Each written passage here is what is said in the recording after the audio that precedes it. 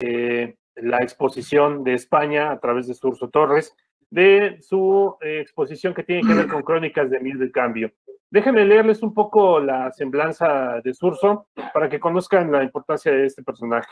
Surso Torres inició su actividad profesional en 1990 como periodista en RNE y en TVE. En 1997 comenzó su reto como consultor de comunicación. Durante 2003 crea con Paula Carrera su firma Torres y Carrera, donde ha centrado su actividad en comunicación corporativa, comunicación interna y comunicación en situación de crisis. En su trayectoria profesional tiene o han destacado alrededor de su consultoría clientes como Puerto de Vigo, el Banco Mundial de Paraguay, Traxa, la Secretaría de Estado de la Unión Europea, los NH Hoteles, Philip Morris, Coca-Cola, Peugeot, Citroën, entre otros. Torres y Carrera ha liderado proyectos los cuales han sido premiados, destacándose en la parte que tiene que ver con IPRA Golden World Awards y es responsable que son de la innovación y RSC. En 2004 puso en marcha la Fundación Alba y Torres Carrera. En 2007 PRN News lo incluyó dentro de los 50 profesionales del sector llamados a cambiar la comunicación a nivel global. Y a partir de 2004 es miembro de IPRA. Entonces, sin más, vamos a darle paso a Surso para que nos hable acerca de este tema que tiene que ver con las crónicas de miedo y el cambio. Surso, adelante, bienvenido. Hola, buenas tardes. Bien, la situación política en España es muy similar a la descrita en Ecuador y México y hasta cierto punto responde a la lógica en la que estamos instalados. Hay un denominador común en este mundo del COVID-19 que ofrece un relato realmente muy similar en prácticamente todos los países. Recapitulando rápidamente, pasamos por una fase inicial de percibir el problema como algo lejano, cuando no minúsculo, sorpresa cuando llega a los distintos territorios. Invariablemente en el relato que hemos ido cuajando se califica que todas las respuestas gubernamentales son lentas, se acompaña del impacto económico que conlleva la medida de confinamiento y ya en estos nuevos estadios de aparente salida de la crisis sanitaria, pues se recrudece la bronca política. Crónica de miedo y cambio. ¿Por qué hablo de miedo? Porque en realidad nos enfrentamos a una situación que no hemos vivido en siglos. Quiero decir que el efecto del COVID-19, que se equipara con la gripe española de 1918, es verdaderamente global, afecta a todo el planeta. Y las cifras, esos diagnosticados que están en los 5,5 millones, los muertos que oscilan entre los 350, 350.000, los recuperados, más de 2 millones, hablan no solamente de vidas, sino de vidas en todo el planeta. Y lo hacen de una forma un tanto paradójica, porque si nos fijamos en las fotografías del espacio central de esta diapositiva, nos encontramos con los EPIs de dos profesionales de la salud, uno del siglo XIV y otro de la actualidad. El de arriba es el atuendo que empleaban los médicos que luchaban contra la peste negra allá por 1320 y abajo está pues, la clave sanitaria con la mascarilla, el tapacaras que dicen ustedes, las gafas de protección, los guantes. El primer brote de peste se dio en el planeta Tierra en el siglo VI. O sea, en 1300 años tenemos la misma fotografía, pero lo más significativo no es la fotografía, sino que la respuesta de nuestra sociedad encumbrada en la revolución tecnológica. Sin embargo, hemos descubierto cómo este pequeño microorganismo puede doblegarnos como sociedad. Y esto debiera hacernos reflexionar sobre que tal vez no somos tan avanzados tecnológicamente como creemos, o que lo somos de forma parcelada. nuestra revolución tecnológica basada en la información y en la comunicación se revela insuficiente para responder de manera más vanguardista a la que hicieron nuestros antepasados en 1320. Y esto tal vez tiene que ver porque hemos prestado más atención a innovar en términos de mercado y de consumo que a invertir en investigación pura, que desde hace años se considera como una investigación con poco valor añadido. El valor añadido de la vida es difícil de cuantificar, pero está claro que la investigación pura, esta que ha alimentado nombres a lo largo de la historia, como Da Vinci, Gutenberg, Pascal, Fleming, Tesla, Edison o el propio Einstein, contraponen contra nuestros inventores actuales. Nuestros inventores actuales, precisamente los grandes referentes de las nuevas tecnologías, Bill Gates, Steve Jobs, Elon Musk, son inventores vendedores. Tal vez este pequeño matiz explique claves del mundo en el que vivimos y en el que comunicamos. Porque es necesario recordar que la comunicación es parte inherente de nuestra actividad social y la actividad social es lo que nos define como seres humanos. El reto de la comunicación en este momento de tránsito entre la sociedad anterior al COVID-19 y la posterior al coronavirus tiene que ver, según mi opinión, en la capacidad de pensar otras formas de pensar. Porque recapitulando precisamente durante estas semanas de confinamiento sobre los conceptos de innovación y creatividad, nos encontramos con que herramientas tan habituales en nuestras dinámicas de trabajo, como el brainstorming, el análisis DAFO, el mapa mental, se remontan a la década de los 60 o 70 del siglo pasado. Y desde entonces no tenemos grandes novedades desde el punto de vista de fomento del pensamiento. Sí tenemos cantidad de aditivos tecnológicos. Ya he dicho, pongo sobre la mesa el alcance de esos aditivos tecnológicos. El básico de todo sigue siendo nuestra capacidad de pensar. Y ahí tal vez tengamos terreno que recorrer. He vertebrado la presentación en tres ejes: la gestión del cambio, el pensamiento lateral y el relato. En el pensamiento lateral lo que recupero es el concepto de tenemos que añadir a nuestra forma normal de hacer las cosas, al sentido común que supuestamente las rige, aunque a veces brille por su ausencia, formas distintas de abordar los problemas. Si todos damos las mismas respuestas a los mismos problemas, la capacidad de diferenciación y, por lo tanto, la capacidad competitiva se ve lastrada. Es importante, por lo tanto, para intentar evaluar una nueva cartografía comunicativa del siglo XXI post-COVID-19, que nos planteemos en primer lugar quiénes somos. Siento empezar con una mala noticia. Somos seres mortales, nos morimos. Y antes de COVID-19, como sociedad de consumo, estábamos instalados en el alejamiento de esta realidad. La muerte es cosa de otros, no nos afecta. Y esto es un problema, no por pesimismo o optimismo. Si no eres consciente de este tiempo limitado que tienes, tu capacidad para distinguir entre lo relevante y lo irrelevante es muy pequeña. Cuando te enfrentas realmente a esa finitud, tu perspectiva cambia. En la antigua Roma, en la republicana, cuando los generales celebraban su paseo triunfal, iban en su carromato y acompañaba un esclavo y le susurraba al oído: vas a morir, vas a morir, vas a morir. El motivo no era agriarles la fiesta, era precisamente recordarles que independientemente de cuál hubiera sido su última victoria, siempre tendrían que enfrentar una derrota final y evitar de esta manera que se creciera. Esto les funcionó hasta que llegó Julio César. Pero bueno, un método es perfecto. Si bajamos un poco al detalle de lo que somos y lo llevamos al plano más terrenal, vivimos en un planeta de 7.700 millones de habitantes.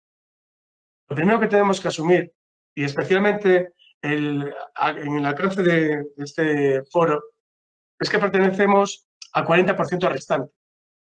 El 60% de la población mundial está ubicada en Asia, en India, en China y en Indonesia, como principales polos.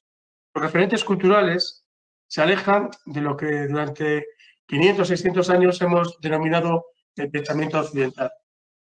Nosotros mismos, dentro de ese 40%, si sacamos a África y a Oceanía, representamos el 23,5% de la población mundial. Quiere decir que estamos hablando desde una perspectiva de globalización, si no falsa, muy relativa. Porque los esquemas mentales que todavía manejamos no son precisamente los que acompañan a la hegemonía de la población mundial, a ese 60% ubicado en Asia.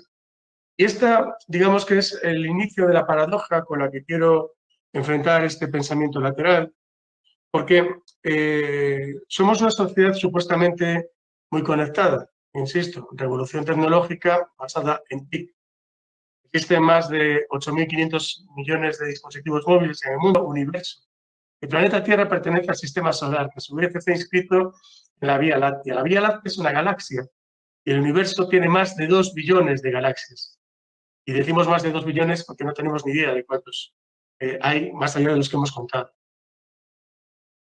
En el plano concreto de nuestra relación con el entorno más inmediato, nos olvidamos de que somos el factor básico de un cambio climático que paradójicamente aún a día de hoy se sigue negando, pero que tiene datos concretos como que las emisiones de CO2 que estamos acumulando en los últimos 100 años son los superiores en los 3 millones de los que se puede tener constancia con los análisis geológicos, o que por la innovación social.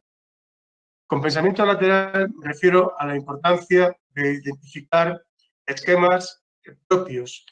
Esto sirve tanto para las personas como para las organizaciones. Insisto, si todos somos lo mismo, somos aburridos, por lo tanto no somos eficientes, por lo tanto no somos competitivos. En términos de audiencia, complemento la importancia que le conceden mis colegas a los stakeholders con la necesidad de colocar realmente en el centro de nuestra audiencia clave a la ciudadanía, al ciudadano. Y además empleo este término, no el de consumidor, que es donde nos hemos estado manejando en los últimos 40, 50 años, porque realmente el consumidor ha adquirido una mayoría de edad. Y como veremos en el desarrollo de esta intervención, es preciso hablar con ellos de tú a tú. Y tiene que ser ágil porque el tema cambia cada día. Ninguno de los conceptos que manejamos hoy tiene que ser necesariamente válido mañana. Esto viene funcionando antes de COVID-19, que como exploramos aguas nuevas, seguirá siendo con más incidencia. En respecto a la sociedad del conocimiento, lo que planteo es que tenemos que llevar también al ámbito individual y al de las empresas la reflexión de que trabajamos mente, cuerpo y alma. Precisamente nuestra falta de trascendencia está asociado a esta pérdida de alimento básico. O sea, independientemente de que creas en una deidad superior o no, la espiritualidad es fundamental. Y efectivamente estamos en una sociedad que ha perdido esa marca de agua que se define históricamente. Más que los enfrentamientos o las dicotomías habituales fomenten consensos. No nos va a quedar otra. Desde el punto de vista evolutivo, nuestro planteamiento en ámbitos de la nueva comunicación juega con que las escuchas de redes sociales que ha estado manejando Óscar se verán reforzadas en los próximos meses necesariamente con sistemas de perspectiva, porque tenemos una necesidad agobiante por intentar ganar el futuro. En relación con los medios, que tiene un papel que analizaremos un poco después, pero abre paso realmente a la relación con periodistas. Los periodistas, de alguna forma, identificados como marcas personales.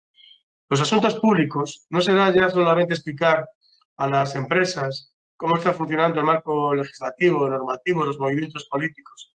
Habrá que explicar también a la cosa pública cómo está evolucionando la sociedad, porque se pone de manifiesto cada día más que los gobiernos tienen serias dificultades, más allá de los estudios demoscópicos o de las escuchas en redes sociales, de seguir el ritmo de sus respectivas sociedades.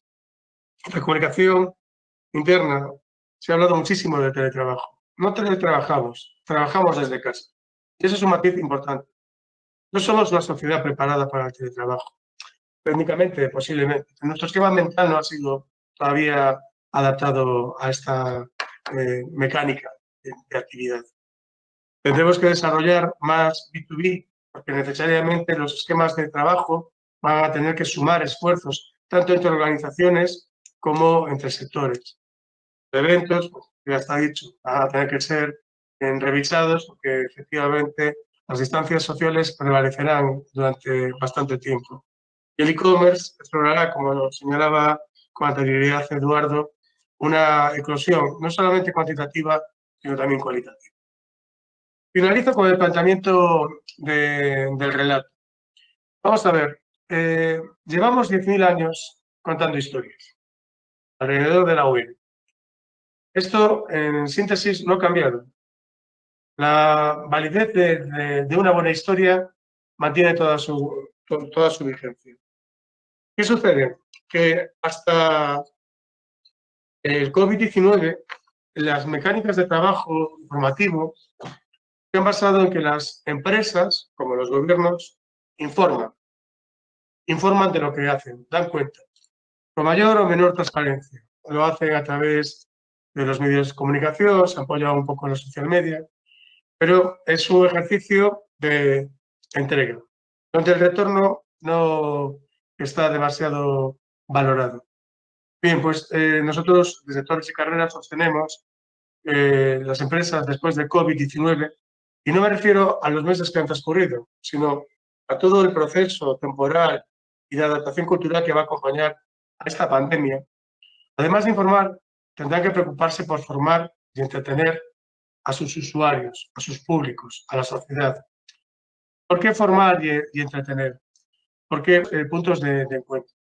Y eso solamente lo vamos a encontrar a través de ese esfuerzo didáctico.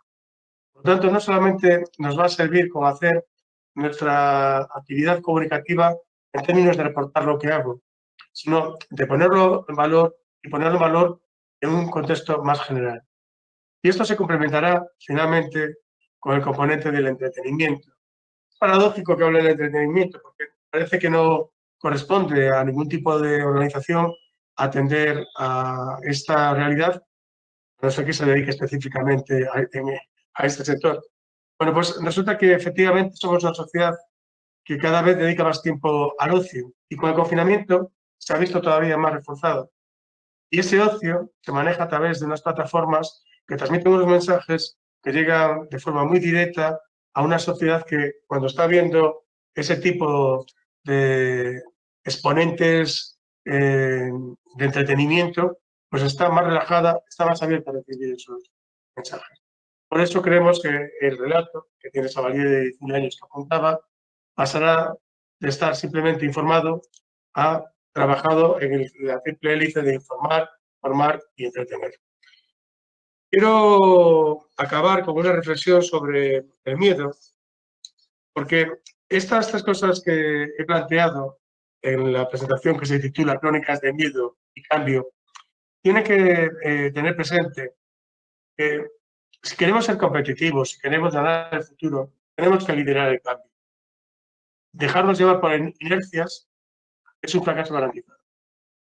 Tenemos que incorporar el pensamiento lateral, porque es preciso añadir mucha creatividad al sentido común, especialmente en esta situación, y mucha más transparencia.